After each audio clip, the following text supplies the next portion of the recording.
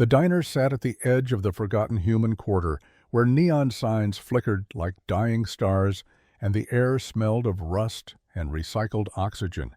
Inside, a single father with calloused hands fed fresh chuck and brisket into a grinder, the meat folding over itself in ribbons of crimson and white.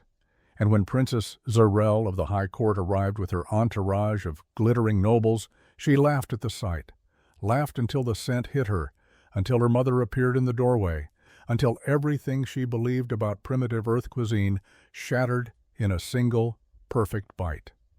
Before we dive in, let us know where you're watching from. And if stories like this move you, hit that subscribe button, because tomorrow's episode is even more unbelievable than this one. The Threshold Station hung between three star systems like a jewel suspended in black velvet. Its upper rings glowed with the wealth of 100 species, their markets perfumed with spices that cost more than starships, their restaurants helmed by chefs whose names were whispered like prayers.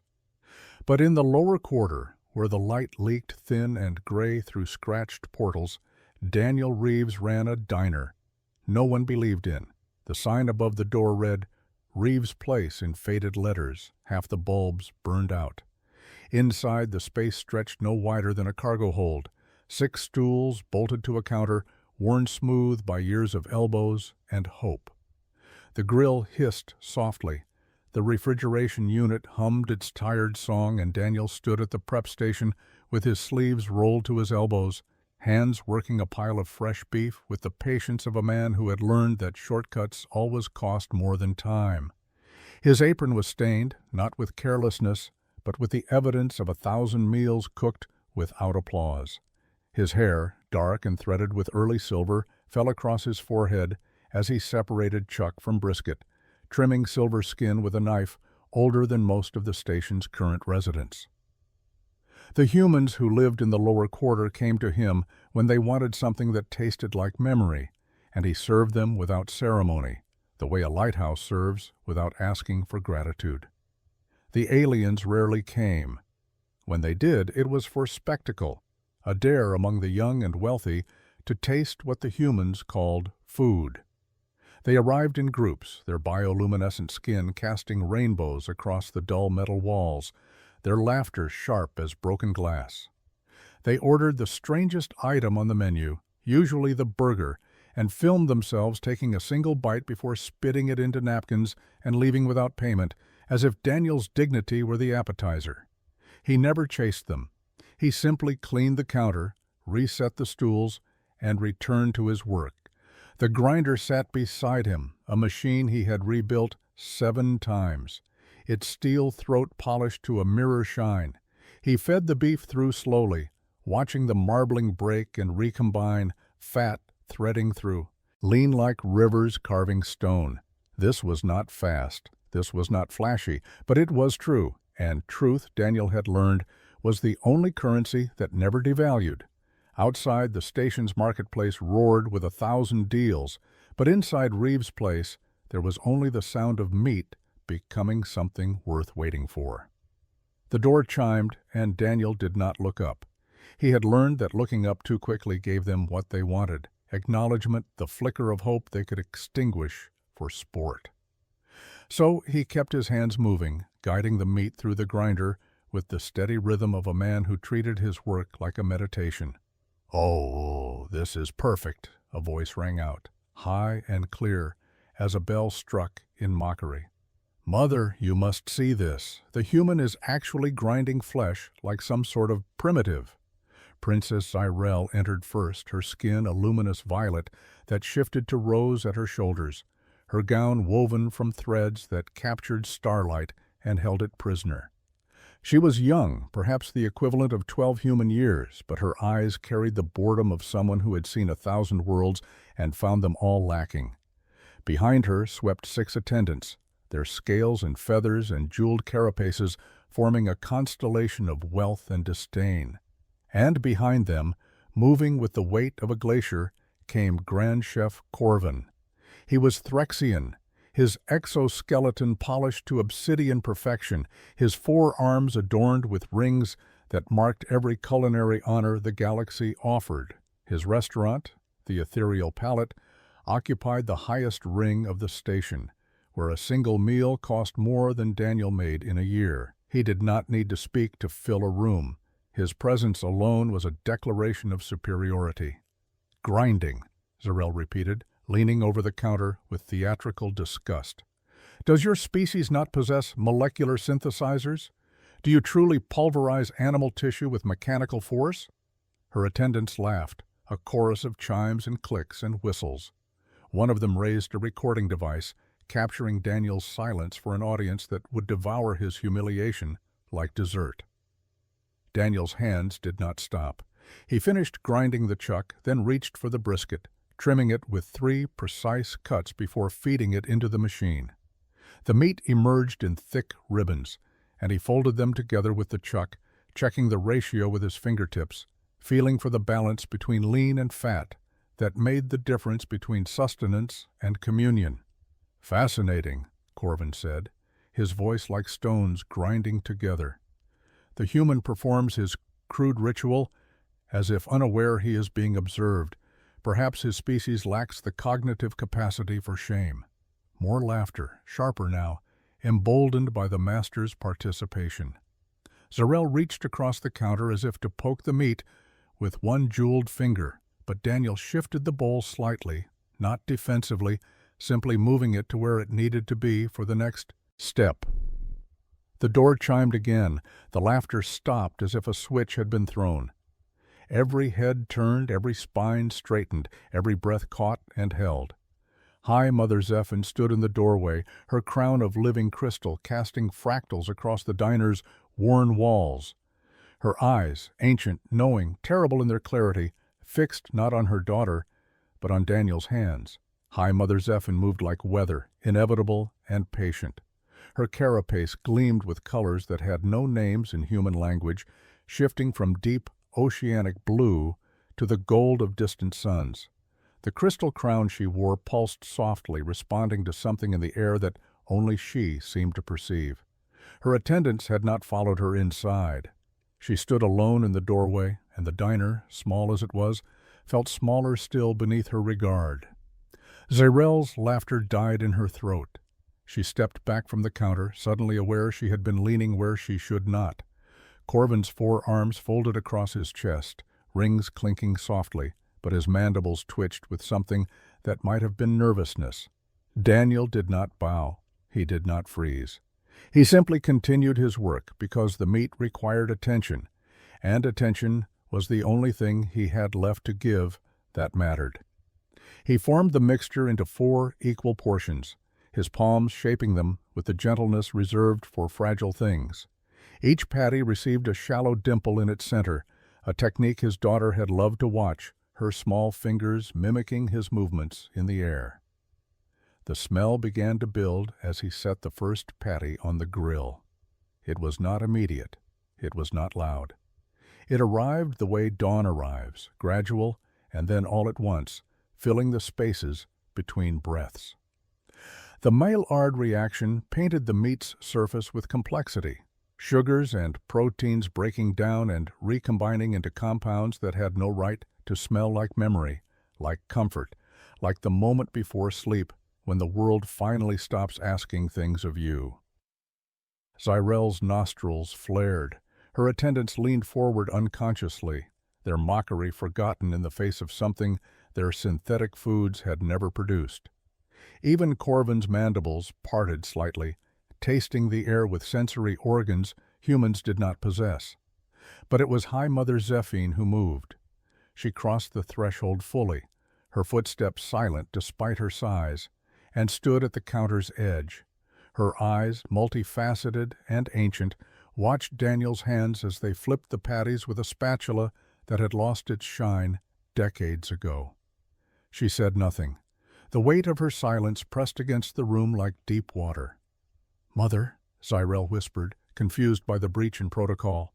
"Surely we are not staying to—" "Be silent," Zephine said softly, and the command carried no anger, only absolute certainty. Zyrelle's mouth closed with an audible click. Daniel reached for his cutting board and sliced an onion into thin rings, his knife work efficient and clean. He toasted buns on the flat top, butter hissing as it melted into their surfaces. He laid down lettuce, tomato, pickles, arranged with the same care a jeweler might arrange diamonds. The meat rested now, juices redistributing through muscle fibers, and in that rest, something older than the station, older than the high court, older than the wars that had reduced humanity to the lower quarters, began to wake. The burger sat on its plate like an insult to everything Corvin represented. No molecular foam crowned its surface. No edible gold leaf caught the light. No sauce had been centrifuged into spheres that burst with architectural precision. It was simply beef, vegetables, bread, assembled with the kind of care that left no room for spectacle, because all the space was occupied by purpose. Daniel set the plate on the counter. He had not asked who would eat it. He had not asked if anyone would. He simply made what he made, the way he always did, and waited to see if the world would meet him halfway. Corvin's laughter shattered the silence like a hammer through glass.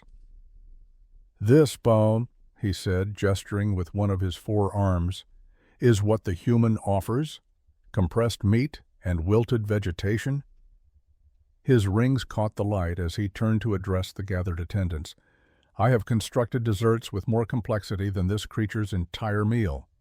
The attendants tittered nervously, glancing between the Grand Chef and the High Mother, unsure which authority to honor. Zyrelle stood very still, her earlier confidence eroded by her mother's inexplicable attention to the human's work. Zephine reached toward the plate. Her hand, elegant and terrible, hovered above the burger as if she were reading something written in the steam rising from its surface. Corvin's laughter caught in his throat. "Mother, you cannot seriously intend to consume unrefined animal tissue," Zyrelle said, her voice climbing toward panic. "The health risks alone—" "Are you afraid, Grand Chef?" Zephine asked, her eyes never leaving the burger. "You who have prepared meals for 17 royal houses? You who claim to have tasted every flavor the galaxy offers?" Corvin's exoskeleton darkened, his species equivalent of a flush. "I fear nothing, High Mother. I merely question the value of wasting your palate on—" "Then prove it," Zephine said. And now she did look at him, and her gaze was a knife with no edge because it needed none. "Issue your challenge. Let us see if you trust your artistry enough to stand beside this human's simplicity." The room held its breath. Daniel wiped down his prep station with a cloth that had been white once, years ago, before 1,000 shifts had taught it the color of effort. He did not look at Corvin. He did not look at Zephine. He looked at the grill, at the next order that would never come, at the empty diner that would remain empty long after these glittering creatures returned to their towers. Corvin's mandibles clicked rapidly, a sound like bones snapping. "Very well," he said, and his voice carried the weight of a man whose pride had just written a check his talent would have to cash. "I challenge this human to prepare a meal for the royal family, a formal tasting, 3 days hence in the High Court's banquet hall." He leaned forward, rings blazing. "And when he fails, as he must, humanity will admit it has no place in galactic cuisine. You will close this pathetic establishment and return to whatever labor suits your limited capabilities." Daniel's hand stilled on the cloth. He thought of his daughter, 7 years gone, who had sat on the counter and told him that food was how you showed people they mattered. He thought of promises made to someone who could no longer hear them, but might somehow still be listening. "I accept," Daniel said quietly. The diner closed early that night. Daniel locked the door and stood in the empty space, listening to the hum of the refrigeration unit, the tick of cooling metal, the silence that fills a room when there is no one left to fill it with words. He moved to the prep station and laid out his tools with the ceremony of a priest arranging sacraments. The knife came first, its handle worn to the shape of his palm. Then the cutting board, scarred with 1,000 cuts that formed a map of meals no one remembered but him. The grinder, rebuilt 7 times, each repair a meditation on persistence. And finally a small photograph, creased and faded, tucked beneath the edge of the board where he could see it while he worked. A girl with dark hair and her father's eyes, standing on a stool too tall for her, hands covered in flour, laughing at something beyond the camera's reach. Emma, his daughter. Gone 7 years now, taken by an illness that had no cure in the lower quarters, though the upper rings boasted medicines that could resurrect the dead, if the dead had enough credits. He had been someone once, head chef at Constellation, a restaurant that held 3 Michelin stars, before humanity scattered to the edges of alien empires. Critics had called his food transcendent. Investors had called him a genius. And he had believed them, had let the praise inflate him until he forgot why he started cooking in the first place. Emma had reminded him. 6 years old, watching him practice a foam that took 40 minutes to stabilize, asking why he didn't just make her a grilled cheese. "Because this is important," he had said, annoyed at the interruption. She had looked at him with those serious eyes and said, "But I'm hungry now, Daddy. Doesn't that matter?" 3 weeks later, she was sick. 3 months later, she was gone. And all his genius, all his Michelin stars, all his molecular gastronomy could not buy her one more day. He had sold everything to try. The restaurant, his reputation, his future. He had cooked in the upper rings until they discovered he was spending his wages on medicine for a human child. And then the offers stopped coming because humans who loved too openly made the aliens uncomfortable. So he came to the lower quarters and opened a diner and made simple food that fed people when they were hungry. Emma had taught him that hunger mattered, that feeding someone was not about impressing them, but about seeing them. About saying, without words, "You exist, and that existence is enough."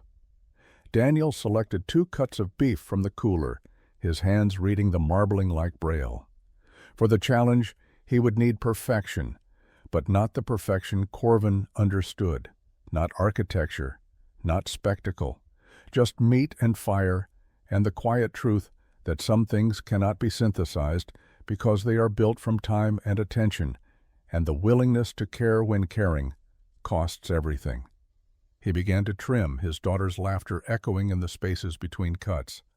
The High Court's banquet hall stretched like a cathedral built from crystal and ambition. Chandeliers hung from vaulted ceilings, each one a captured star bleeding light across tables set with plates worth more than Daniel's entire diner. 700 guests filled the tiered seating, their scales and feathers and jeweled skin creating a living mosaic of wealth and judgment. At the head table sat High Mother Zephine, Princess Zyrelle beside her, and Grand Chef Corvin, his forearms folded in confident repose. Daniel stood at a simple prep station they had placed in the center of the hall, exposed like a specimen under glass. They had offered him assistance. He had declined. They had offered him molecular synthesizers, pressure chambers, devices that could cook meat at the atomic level. He had declined those too. He brought only his knife, his grinder, his spatula, and a cast-iron skillet he had carried from Earth 30 years ago. The crowd murmured as he began to work. Some leaned forward with curiosity. Most leaned back with derision. Corvin had already served his course, a construction of layered flavors and geometric precision that had drawn gasps and applause. It sat before Zyrelle now, untouched, while she watched the human with an expression caught between contempt and something she did not yet have a name for. Daniel ground the beef slowly, the sound of the machine a heartbeat in the vast hall.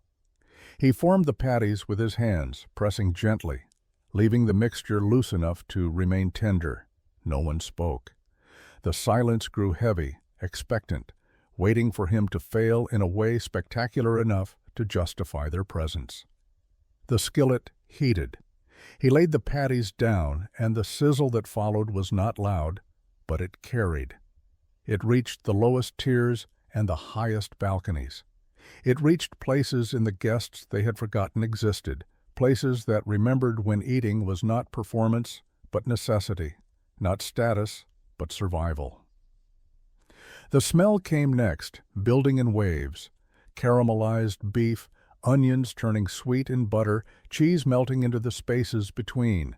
It was not complex. It was not innovative, it was simply true. And truth has a way of bypassing the intellect and speaking directly to the parts of us we have learned to ignore. Daniel assembled the burgers with the same care he always did.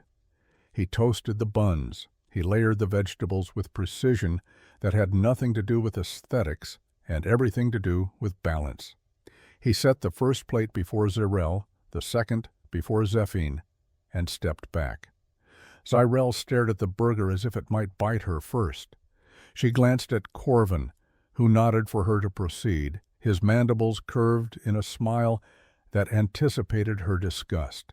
She lifted the burger with both hands, uncertain of the protocol for food when actually touched. She bit and froze. Her eyes widened. Her breathing stopped. Something moved across her face like weather, like the first crack in winter ice when spring finally arrives. The tears came without permission, sliding down Zyrelle's violet cheeks in trails that caught the chandelier light like falling stars. She did not make a sound. She simply sat, the burger still held in both hands, her body trembling with something that had no name in any language she had been taught to speak. The hall gasped. A princess did not weep in public. A princess did not show weakness before 700 witnesses. But Zyrelle could not stop because what she tasted was not flavor.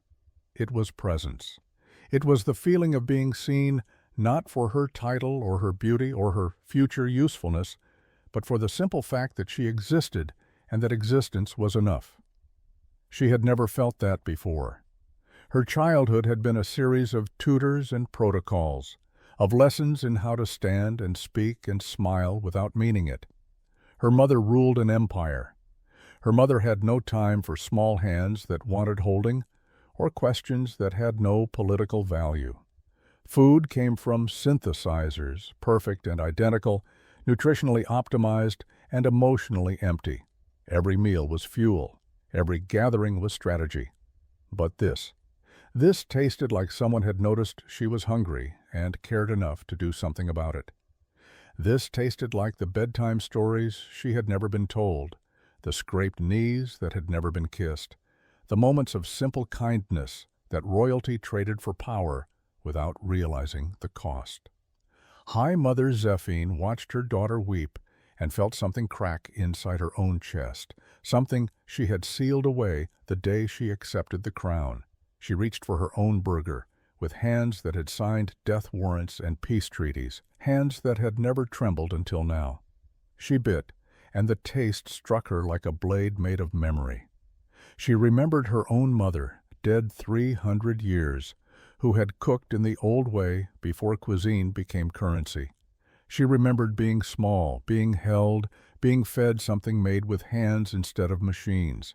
She remembered the moment she chose the throne over that warmth and told herself it was necessary, that empires required sacrifice, that love was a luxury queens could not afford. The burger told her she had been wrong, not with words, not with judgment, simply with the patient insistence of something true encountering something that had learned to lie. She had gained an empire and lost the ability to be held. She had taught her daughter to rule and forgotten to teach her to be human, or whatever their species equivalent was. Zephine set the burger down, her hands shaking. She looked at Daniel, who stood quietly beside his prep station, his apron stained, his face calm, waiting for nothing because he expected nothing. He had not made this meal to win. He had made it because making it was the promise he kept to someone who no longer needed feeding, but whose absence demanded he feed others the way he wished he had fed her. With presence, with time, with the radical act of caring when caring earned nothing but the knowledge that it mattered. Corvin's rings clattered against the table as he slammed his fists down, all four of them striking in rapid succession, like thunder. Trying to drown out lightning, the sound echoed through the banquet hall, breaking the spell that had settled over the crowd. Guests flinched, torn between the spectacle of a weeping princess and the rage of the galaxy's most celebrated chef. "This is manipulation," Corvin hissed, his mandibles snapping with each syllable. "Emotional manipulation of the crudest sort. He has not fed you. He has drugged you with sentimentality, with base appeals to primitive instincts. Your species evolved beyond millennia ago." He rose from his seat, his exoskeleton catching the light, turning him into a monument of polished certainty. His forearms gestured wildly, conducting an orchestra only he could hear. "This is not cuisine. This is theater." He preys upon the weak-minded, those susceptible to nostalgia and the comfort of regression. Any chef with actual skill would be ashamed to traffic in such cheap tricks. Several guests nodded, eager to align themselves with authority now that someone had given them permission to dismiss what they had felt. Others remained silent, their own tears barely dry, unwilling to deny what still lingered on their tongues. Zyrelle wiped her face with the back of her hand, a gesture unbefitting a princess but entirely appropriate for a child. She looked at Corvin with eyes that had learned something in the last 5 minutes that 12 years of royal education had never taught her. "It did not feel like a trick," she said quietly. "Because you are young," Corvin snapped. "Because you lack the sophistication to recognize manipulation when it crawls onto your plate wearing the disguise of simplicity." High Mother Zephine said nothing. She simply lifted her burger and took another bite, her eyes never leaving Corvin's face. The challenge in her gaze was clear. "Dispute this. Tell me what I feel is false. Explain to me how a simple meal unmade decades of carefully constructed emotional armor." Corvin's confidence flickered. He turned to Daniel, who stood exactly where he had been standing, his hands loose at his sides, his expression neither defensive nor triumphant. Just present. The way the tide is present, needing no permission and offering no apology. "You," Corvin said, advancing on the human, "you have corrupted this competition with your pedestrian sentiment, but I will give you one chance to prove you possess actual skill." He gestured to the remaining burger on Daniel's prep station. "Eat your own creation. Show us that you believe in this crude assembly enough to consume it yourself." Daniel looked at the burger. He had made 4, one for Zyrelle, one for Zephine, one for Corvin, which sat untouched on the Grand Chef's plate, cooling into irrelevance, and one for himself, because he always made enough. He picked it up and bit without ceremony, without hesitation. It tasted like every burger he had made since Emma died, like a promise kept, like proof that he was still capable of caring when caring earned nothing but the knowledge that someone, somewhere, might feel less alone. He swallowed and looked at Corvin. "Your turn," Daniel said quietly. Corvin stared at the burger on his plate as if it were a coiled serpent. 700 guests leaned forward in their seats, the hall so silent that the sound of someone's breathing 3 tiers up carried like wind through a canyon. The Grand Chef's 4 arms hung at his sides, rings gleaming dully in the chandelier light, his mandibles working soundlessly as he calculated the cost of every possible choice. To eat was to risk what Zyrelle and Zephine had experienced, that terrible unmaking that came from tasting something true. To refuse was to admit fear before an audience that had paid fortunes to watch him demonstrate supremacy. He was trapped between his arrogance and his terror, and everyone present could see the trap's teeth closing. "I will not dignify this farce," Corvin said finally, his voice tight as a strangling cord. "The human has proven only that he understands how to exploit weakness. I do not eat to feel, I eat to experience art." High Mother Zephine rose slowly, her crown pulsing with a light that seemed to draw illumination from the chandeliers themselves. The hall held its breath. When she spoke, her voice carried the weight of 300 years of rule, of decisions that had shaped star systems and ended wars.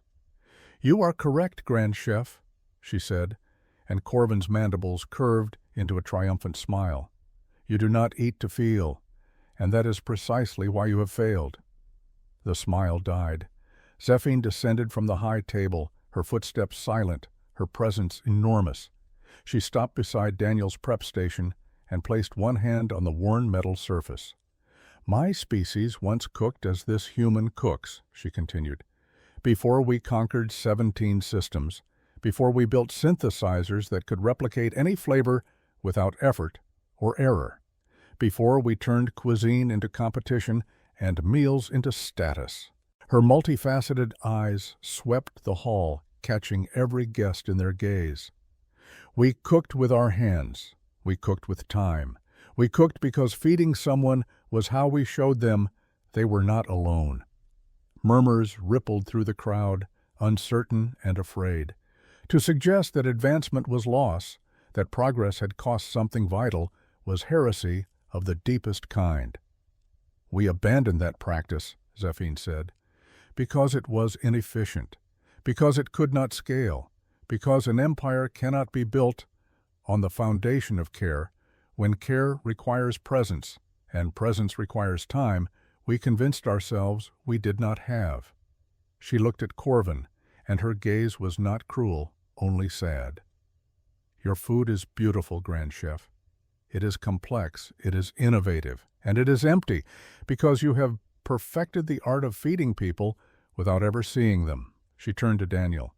This human's food is simple, it is crude by our standards, and it is true because he makes it for someone who is not here, and that absence demands he never forget why feeding someone matters. Her voice softened. He cooks with grief, and grief, I am learning, is love that has nowhere else to go. Daniel did not return to the upper rings. The offers came, as he knew they would, from restaurants that wanted to capitalize on the spectacle, from investors who saw profit in the story of the human who made a princess weep. He declined them all with the same quiet courtesy he used when serving coffee to dock workers at dawn. He returned to the lower quarters, to the diner with the flickering sign, and unlocked the door at 5 a.m. the way he always had. But something had shifted in the station's architecture, invisible as gravity, but just as real. The first aliens arrived on the second day, not to mock, but to sit on the worn stools and order food they had only ever synthesized. They ate slowly, some of them crying, others silent, all of them tasting something they had forgotten existed or never knew was possible. Daniel served them the way he served everyone, with presence that asked for nothing and offered everything. He did not explain his technique. He did not philosophize about the meaning of food. He simply cooked, and in that cooking, demonstrated that seeing someone was not a skill that required complexity, only willingness. Zyrelle came every week.